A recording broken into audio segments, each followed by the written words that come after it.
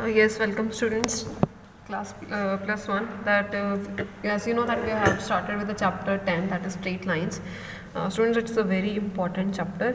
तो इदियाँ 10B दी examples students में discuss कर देती हैं सीगियाँ. सिर्फ एक example रहेगी सी जो नहीं discuss हुई that I am going to discuss. Consider the following population and a graph. Find the slope of the AB and find what will be the population of year 2010. सब तो पहले तो ए बी की असं slope find out करनी है. देखो A B कि किदा ग्राफ गिवन है, एक्स एक्सिस के उपर ईयर्स गिवन है कि 90-95 डे ईयर्स गिवन है, और वाई एक्सिस के उपर पॉपुलेशन इन करोड्स गिवन है. ठीक है, असं की करेंगे सब तो पहले ए एंड बी तो जोड़े पॉइंट्स गिवन है वाले. ठीक है, ए तो बी की देखो स्लोप फाइंड आउट करनी है. यू नो दैट कि स्लोप का उस दिन मैं की फॉर्मूला दसिया सीगा कि M is equals to y2 minus y1 upon x2 minus x1. ठीक है ना. सो यह y2 है, y2 minus y1 x2 minus x1. तो इस तरीके के स्टूडेंट्स इतने आप सब तो पहले तो यही स्लोप आप फाइंड आउट करांगे. ओके, आफ्टर दैट उन्होंने की कहा कि 2010 के दसो कितनी पॉपुलेशन होएगी. देखो पॉपुलेशन 2010 के है उपर तो, यानी कि अगर तुम मान लो इतने किस तरीके ना पॉइंट अगर लग जाए है ना, यानी कि तुम आ चीज़ जी सी पॉइंट बेसिकली इन्हू लै लो कि ठीक है सानू इत्थे सी पॉइंट नू वी नो दैट कि 2010 ਦੇ ਵਿੱਚ फाइंड आउट करनी, बट कितनी पॉपुलेशन है लैट इट बी वाई. ठीक है, सानू नहीं पता कि उसी फाइंड आउट करना चाहते हैं.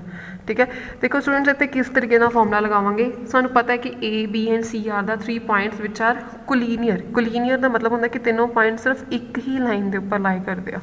ठीक है, एक ही लाइन के उपर लाई कर रहे हैं. तो सानू पता है कि कोलीनियर अगर स्लोप्स होन तो उस केस के आप की फॉर्मूला पढ़िया कि slope of A B is equals to slope of B C. असी ऑलरेडी पढ़िया. ठीक है, तो तुम यही वाला फॉर्मूला लगाओगे slope of A B is equals to condition आप अप्लाई करांगे. ए बी की स्लोप मैंने पता है 1/2 है. स्लोप ऑफ बी सी तुम इतों फाइंड आउट करोगे. ठीक है, स्लोप ऑफ बी सी कितनी आ जाएगी y2 minus y1 upon x2 minus x1. सो y माइनस 97.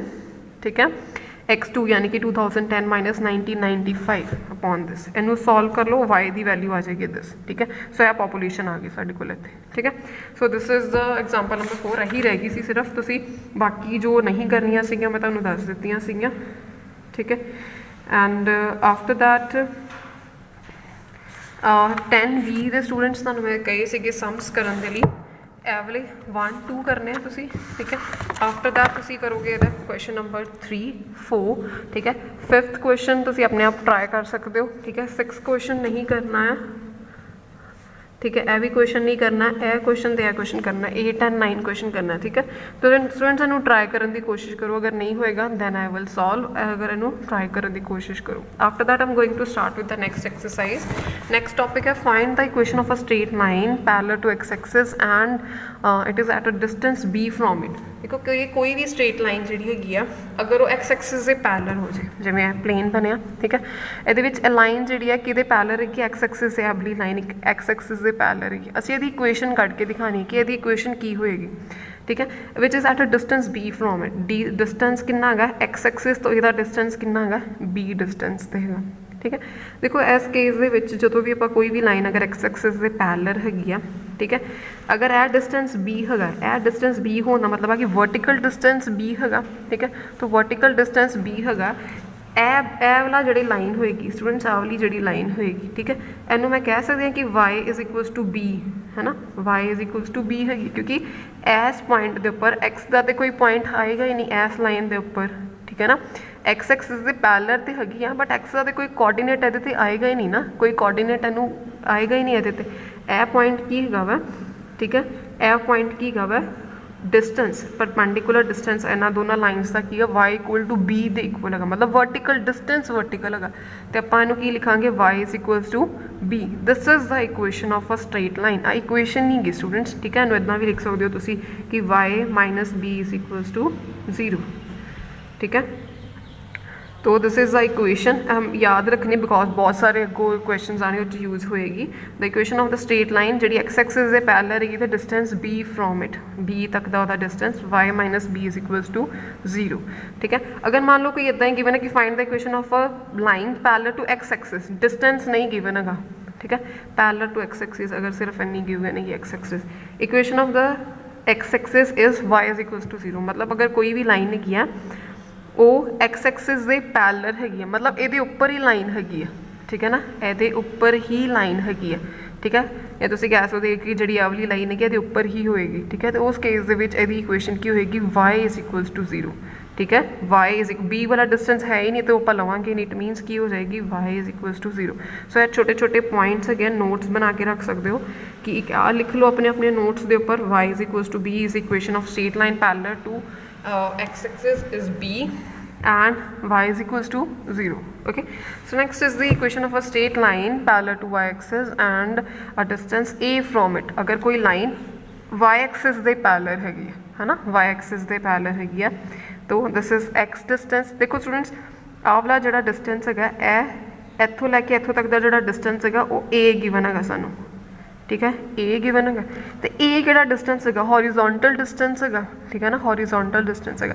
तो इस डिस्टेंस के विच वाई का तो कोऑर्डिनेट कोई भी नहीं ना होएगा, ठीक है ना। तो हॉरिजोंटल डिस्टेंस है इत्थों लैके इत्थों तक है ए दी, मतलब एक्स एक्सिस का है ना, एक्स कोऑर्डिनेट आएगा। तो वाई कोऑर्डिनेट इस केस के वाई कोऑर्डिनेट तो है ही नहीं है, ठीक है ना। सो तुसीं इस केस की इक्वेशन लिखोगे एक्स इक्वल टू ए, ठीक है। So this is the equation of line which is parallel to Y axis. याद रखना कि जो कोई भी line parallel to Y axis है उस वाई का कोई कोऑर्डिनेट नहीं आना, वो एक्स का कोऑर्डिनेट आएगा, ठीक है ना। तुसीं ड्रॉ करके वेख लो इदा करके, ठीक है। यह लाइन की बनेगी, देखो इत्थे भी अगर तुसीं कोऑर्डिनेट लिखोगे a,0 ही लिखोगे, ठीक है ना। So it is x equal to a, तो y is equals to 0, y 0 है, एक्स इक्वल टू ए है, यही आएगी ये इक्वेशन, ठीक है। तो अगर ए डिस्टेंस मान लो कोई भी लाइन है which is parallel to Y axis पर डिस्टेंस कुछ नहीं गिवन है, तो यह लाइन ये ऊपर ही लाई करती पई है, ये ऊपर लाई करने का मतलब है कि एक्स इक्वल टू कितना हो जाएगा 0, ठीक है। सो दोनों कंडीशनस है दोनों लाइन्स तुसीं नोट जिहड़े है ते वाले अपने माइंड च रखने। Okay, so next is the this one, find the equation of the straight line passing through the origin and making the intercept angle theta with the X axis, ठीक है। Equation of the straight line अगर students अगर आप इत्थे calculate करिए, चलो next topic के करते हैं क्योंकि अगे भी इक्वेशनस ऑफ लाइन आ ही जानियां वा, उदों ये बारे आप गल करांगे, ठीक है। तो क्वेश्चनस करते हैं, एग्जाम्पल्स बहुत ही ईजी एक्सरसाइज है, छोटी जी एक्सरसाइज है, बहुत सिंपल है। Find the equation of the line which is parallel to a Y axis and passing through the point 3, 4, ठीक है। सब तो पहले तो उन्होंने कहा कि एक लाइन है वाई एक्सिस के पैरेलल हैगी है, तो पॉइंट कि पास करती भी है 3 तो 4 चो पास करती भी है, ठीक है। हुण कोई भी लाइन अगर वाई एक्सिस के पैरेलल रहेगी, की इक्वेशन लिखोगे एक्स इक्वल टू ए, इन्हों तुसीं याद रखना है, ठीक है ना, याद रखोगे तो ही तुसीं इहदे क्वेश्चनस कर पाओगे। एक्स इक्वल टू ए, ठीक है, किहड़े पॉइंट चो पास करती पई है 3 तो -4 चो पास करती पई है, 3 तो -4 का मतलब है कि this is x coordinate, this is y coordinate. So put x equal to 3 over here, a की वैल्यू आ गई 3, ठीक है। फिर अही ए की वैल्यू 3 ये पुट कर दो, x equal to 3 is the equation of the line. ऐ नहीं सोचना कि ए इक्वल टू 3 आंसर आ गया, इक्वल टू 3 आंसर नहीं है, आप आंसर इक्वेशन का देना, मतलब X equal to something should be the answer. Okay, so next is find the equation the line parallel to axis and passing through this point. Passing through axis का मतलब है कि कोई यह नहीं गिवन है कि x and y axis, passing through axis it means दोनों केस डिस्कस करने पैणगे, x axis and y axis. So सब तो पहले आप डिस्कस किया कि अगर कोई लाइन एक्स एक्सिस के पैरेलल रही है तो इक्वेशन की होएगी, एक्स एक्सिस के पैरेलल है तो इक्वेशन वाई की फॉर्म च, Y equal to B, okay, जिदा हुणे आप पिछे डिस्कस किया। And passing through -2, 3 it means Y coordinate is 3, so put Y equal to 3 over here, B की वैल्यू आ गई 3, put the value of B again over here, so Y equal to 3 is the required equation of line. इस तरीके के नाल x axis की भी equation इस तरीके के नाल स्टूडेंट्स तुसीं कैलकुलेट करोगे। एक्स एक्सिस के पैरेलल लिखी है, वाई एक्सिस के पैरेलल आएगी X equal to A, coordinate given है एक्स की वैल्यू एक्स है तो एक्स का कोऑर्डिनेट पुट करना। So now A is equals to -2, यह दोनों equations, required equation of line, एक रिक्वायर्ड इक्वेशन ऑफ लाइन आ गई साढ़े को, ठीक है। So next is the example number 3, ठीक है। Find the value of K for which this line is parallel to x axis, parallel to Y axis, passing through origin. बहुत important है, ध्यान नाल देखो, के की वैल्यू कैलकुलेट करना, कोई भी इक्वेशन गिवन है, एक लाइन की इक्वेशन गिवन है, पहले कहते कि अगर पैरेलल टू एक्स एक्सिस ही है, अगर कोई भी लाइन देखो स्टूडेंट्स एक्स एक्सिस के पैरेलल होंगी, तो मैं दस्या कि जिवें देखो एक्स एक्सिस के पैरेलल हैगी, जिवें देखो आ लाइन हैगी है, सॉरी आ लाइन हैगी है एक्स एक्सिस के पैरेलल हैगी। अगर कोई भी लाइन जो एक्स एक्सिस के पैरेलल होंगी ना, उस केस के एक्स का ही कोऑर्डिनेट 0 हो जाता है, ठीक है ना। कोई भी लाइन अगर एक्स कोऑर्डिनेट्स के पैरेलल हैगी है तो इत्थे बच्चे वाई का कोऑर्डिनेट आता, पर एक्स का कोऑर्डिनेट की हो जाता 0 हो जाता है, ठीक है ना। ਸੋ ਇੱਥੇ ਦੇਖੋ y ਦਾ ਕੋਆਰਡੀਨੇਟ ਆ ਰਿਹਾ ਐਂਡ x ਕੋਆਰਡੀਨੇਟ ਇਜ਼ 0, ਤਾਂ ਤੁਸੀਂ ਇੱਥੇ ਹੀ ਇੱਦਾਂ ਹੀ ਪੁੱਟ ਕਰੋਗੇ ਕਿ ਅਗਰ x ਐਕਸਿਸ ਦੇ ਪੈਰਲਲ ਹੀ x ਕੋਆਰਡੀਨੇਟ ਹੀ 0 ਹੋਗਾ। ਸੋ ਇਸ ਕੇਸ ਦੇ ਵਿੱਚ ਜਿਹੜਾ x ਦਾ ਕੋਫੀਸ਼ੀਐਂਟ ਆਏਗਾ ਸਾਡੇ ਕੋਲ, x ਦਾ ਕੋਆਰਡੀਨੇਟ ਆਏਗਾ, ਉਹਨੂੰ ਕੀ ਕਰਨਾ 0 ਪੁੱਟ ਕਰ ਦੇਣਾ। ਓਕੇ, ਸੋ ਜਿਵੇਂ ਇੱਥੇ ਪੈਰਲਲ ਟੂ y ਐਕਸਿਸ ਹੈਗੀ ਹੈ, ਕੀ ਕਰੋਗੇ y ਦਾ ਕੋਆਰਡੀਨੇਟ ਹੀ ਚੁੱਕ ਕੇ ਤੁਸੀਂ 0 ਪੁੱਟ ਕਰ ਦੋਗੇ।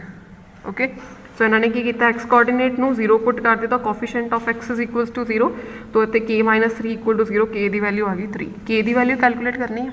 Okay, next is parallel to y axis, this is parallel to y axis, ठीक है।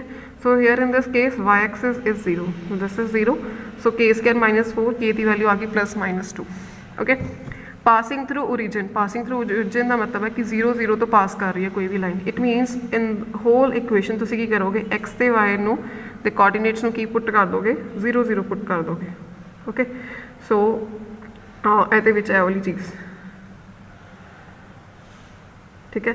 सो तुसी इस तरीके ਦੇ ਨਾਲ स्टूडेंट्स आंसर कड्डोगे x ਤੇ y कोऑर्डिनेट 0 0 पुट ਕਰਨ ਦਾ मतलब है कि ਆ ਵਾਲੀ टोटल क्वांटिटी आ भी 0, ਇਹ भी टोटल क्वांटिटी आ वाली 0, ਇਹ ਰਹਿ ਜਾਏਗਾ ਸਾਡੇ ਕੋਲ। ਆ ਦੇਖੋ ਇੱਥੇ ਰਹਿ ਇਹਨੂੰ ਸੋਲਵ ਕਰਕੇ ਆਂਸਰ k = 1 and 6, ठीक है। 3C एक्सरसाइज ਦਾ स्टूडेंट्स बहुत सिंपल है, ऑलरेडी ਆਪਾਂ ਸਾਰੀ डिस्कस हो ही गई है। इक्वेशन ऑफ x एक्सिस ਤੇ y एक्सिस ਦੀ लिखनी है, x एक्सिस इक्वेशन ਹੁੰਦੀ y = 0, ਇਹਦੀ इक्वेशन ਹੁੰਦੀ x = 0। Equation of the straight line which is parallel to x axis and distance 3 unit below the x axis, ठीक है ना, 3 यूनिट बिलो आ, नीचे 3 एक्सिस आ, नीचे है ना, तो it means y is equals to -3 हो जाइए दी equation. Next is we find the equation of the line parallel to x axis and 2 units above it. x axis ਦੇ ਪੈਰਲਲ ਹੈ ਇਹਦਾ मतलब x ਦਾ ਕੋਈ ਵੀ ਕੋਆਰਡੀਨੇਟ ਨਹੀਂ ਆਣਾ, y ਦਾ ਆਣਾ। So it is y is equals to 2, 2 unit above ਦਾ मतलब है +2, so y is equals to 2, ठीक है। So this is all about exercise 10C। Complete your exercise और work till here. Next we will discuss the next topic in the next video. Thank you so much.